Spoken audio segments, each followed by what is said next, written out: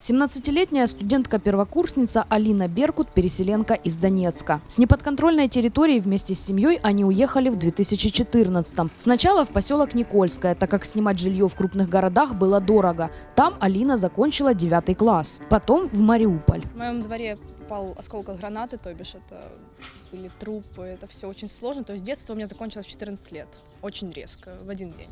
То есть война началась, обстрелы начались на мой день рождения как раз 26 мая. То есть закрыли Макдональдс, закрыли парк Щербакова, вот и да.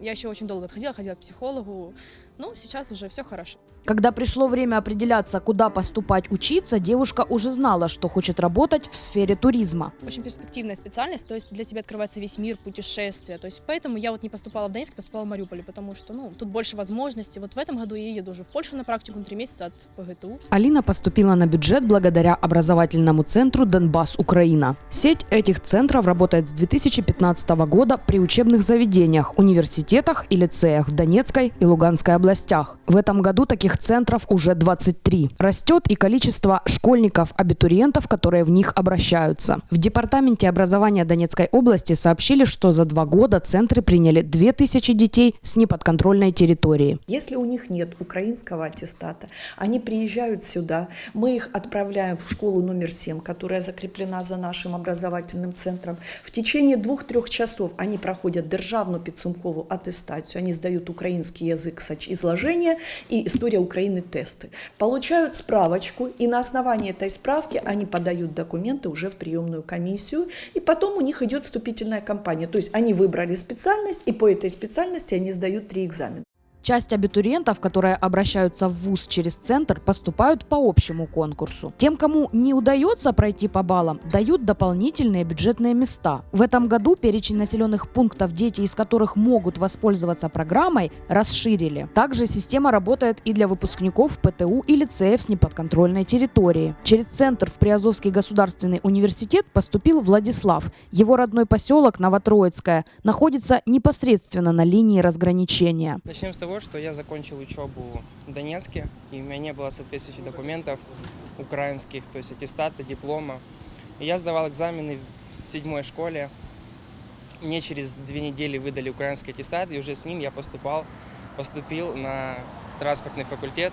Сейчас я на 2-м курсе. Студенческое общежитие в Ладу обходится 800 гривен. Льготы по оплате не предусмотрены. Еще 2 варианта для детей с неподконтрольных территорий, чтобы получить документы украинского образца, сдать ЗНО и подаваться в вузы, но уже по всей территории Украины на общих основаниях. Дистанционное обучение и экстернат. Дистанционное обучение в Донецкой области работает на базе 5 школ в разных городах – Мариуполе, Краматорске, Славянске, Покровске и Бахмуте. Это альтернатива обычному обучению. Дети изучают весь материал согласно украинского стандарта, то есть все предметы изучают, выполняют всю практическую часть, получают годовые оценки, таким образом переводятся из класса в класс, а выпускники получают годовые оценки и регистрируются на ЗНО. И выпускаются как ученики нашей школы. Для обучения создана онлайн-платформа, фактически электронная школа с личным кабинетом, контрольными, учебниками, которые можно скачивать или читать на сайте, и познавательными видео. Только на государственную итоговую аттестацию и сдачу ЗНО дети приезжают в Мариуполь. Это Viber, это электронная почта, с учителями связь. Кроме того, ребенок непосредственно на платформе, ведется большая переписка, там различные чаты есть и с классным руководителем, и с учителем-предметником.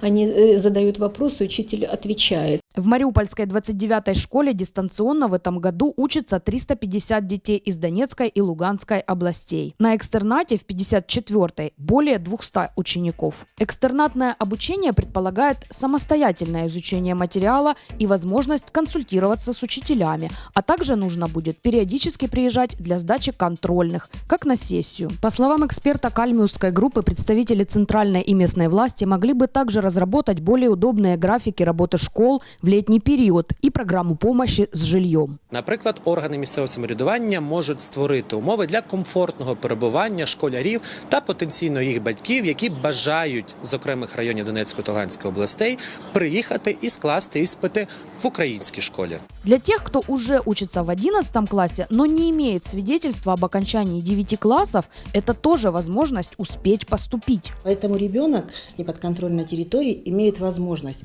поступив на обучение, либо на дистанционное обучение в 29-ю школу, либо в другую школу города в 10 класс и параллельно обучаться у нас в 9 классе экстерном, чтобы он, согласно возраста своего выпускного, да, когда будет 11-классником, смог закончить и 11 классов, не потеряв при этом год-два. Только заканчивая первый курс, Алина Беркут уже планирует, где работать по окончанию университета. Менеджером в туроператоре или в турагентстве работать, то есть или директором турфирмы.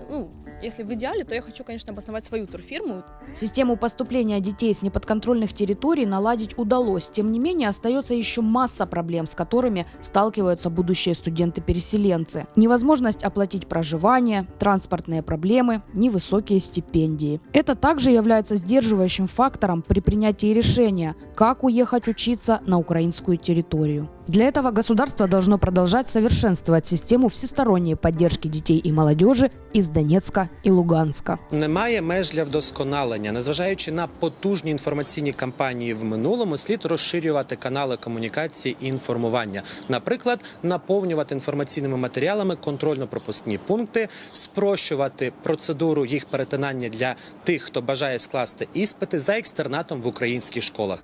Аналитики Кальмиусской группы по итогам фокус-группового исследования заявляют, большинство опрошенных выразили мнение, что жители неподконтрольных территорий должны получать образование в украинских вузах. Образование – хороший мост, который может связать людей.